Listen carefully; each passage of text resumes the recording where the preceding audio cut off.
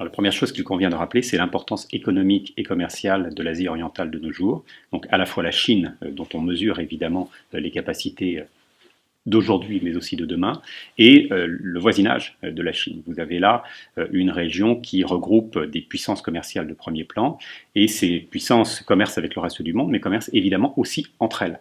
D'où une interrogation concernant de nouveaux standards, de nouvelles normes, de nouveaux mécanismes permettant d'orchestrer ces échanges.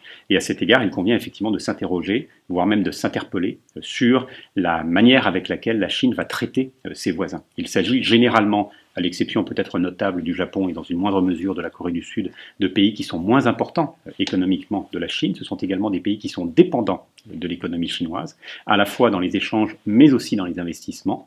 Et on voit par conséquent la Chine avancer de nouvelles méthodes, notamment dans une, je dirais, incapacité à contourner ce que l'on peut qualifier parfois d'état de fait.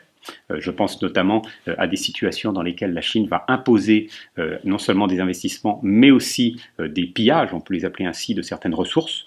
L'Asie du Sud-Est étant la première concernée, on peut aussi mentionner le cas de la Mongolie qui est tout à fait intéressant, l'Asie centrale dans une certaine mesure aussi.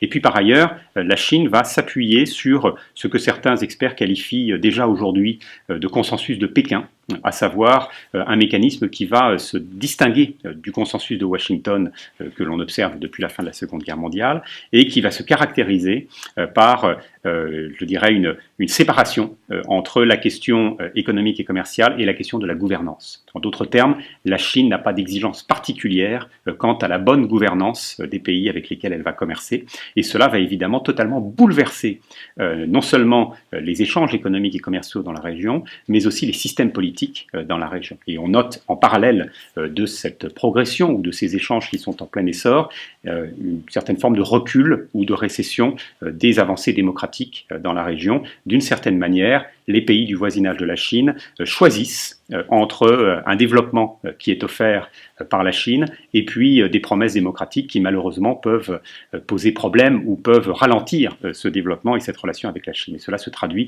souvent par un choix pragmatique, mais un choix qui est assez clair en faveur de ces échanges et en faveur du développement. Et donc on voit là l'impact sur les systèmes politiques de cette nouvelle donne économique et commerciale.